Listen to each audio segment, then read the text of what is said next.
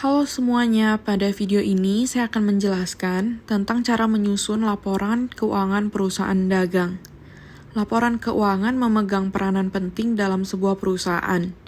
Dengan melihat-lihat angka dalam laporan keuangan, seseorang dapat mengetahui posisi keuangan perusahaan tersebut.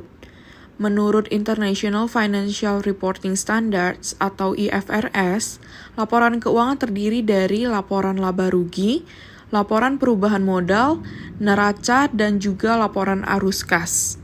Sumber data dalam membuat laporan keuangan adalah kertas kerja. Inilah peranan penting dalam penyusunan kertas kerja karena dapat membantu dalam penyusun laporan keuangan. Berikut adalah contoh dari kertas kerja yang akan saya gunakan untuk membuat laporan laba rugi, laporan perubahan modal, dan juga neraca. Dalam menyusun laporan keuangan, kita dapat melihat pada kolom laba atau rugi dan neraca. Untuk membuat laporan laba rugi, maka lihat pada kolom laba rugi pada kertas kerja. Juga untuk membuat laporan neraca, maka dapat dilihat pada kolom neraca pada kertas kerja. Sebelum mulai menyusun laporan keuangan, sebaiknya kita memahami dulu konsepnya. Ada beberapa konsep yang harus dikuasai. Semua angka yang digunakan dalam pembuatan laporan dapat dilihat kembali pada kertas kerja sebelumnya. Konsep yang pertama adalah penjualan bersih. Untuk mencari penjualan bersih, dapat menggunakan rumus penjualan dikurangi retur penjualan dikurangi potongan penjualan. Kita lanjut untuk konsep yang kedua adalah pembelian bersih.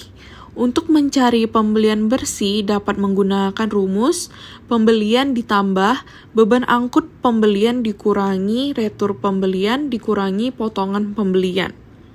Yang ketiga adalah barang tersedia untuk dijual.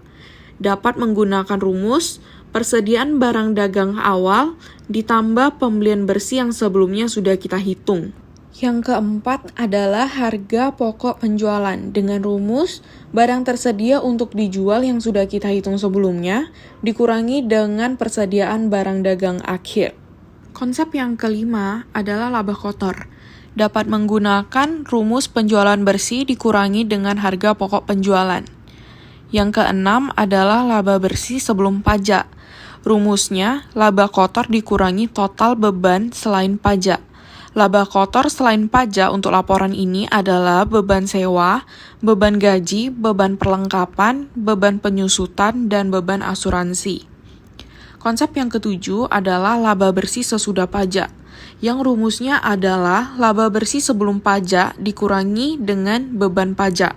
Pada laporan ini tidak ada beban pajak, jadi beban pajaknya dianggap 0. Berikut adalah bentuk laporan laba rugi yang sistematis atau sudah disusun secara terstruktur. Selanjutnya ada konsep untuk membuat laporan perubahan modal. Yang pertama adalah modal akhir. Ada dua cara karena perusahaan mempunyai kemungkinan laba ataupun rugi. Jika perusahaan memperoleh laba, maka rumusnya adalah modal awal ditambah laba dikurangi dengan prive. Jika perusahaan memperoleh rugi, maka rumusnya adalah modal awal dikurangi rugi dikurangi prive. Dan di samping sini juga dapat dilihat bentuk laporan perubahan modal yang sistematis dan terperinci. Selanjutnya adalah neraca. Untuk mencari neraca, kita membutuhkan keseimbangan antara aktiva dan pasiva. Aktiva itu adalah harta, pasiva adalah hutang ditambah dengan modal.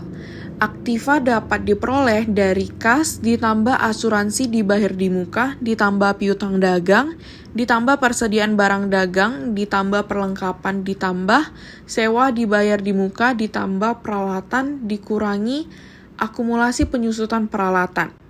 Sedangkan untuk pasiva dapat diperoleh dari total utang yaitu utang dagang, utang bank, dan utang gaji yang ditambah dengan modal akhir. Berikut adalah bentuk laporan neraca yang sudah disusun secara terperinci dan sistematis. Hasilnya, aktiva dan pasiva harus seimbang. Sekian presentasi dari saya. Terima kasih. Semoga bermanfaat ya.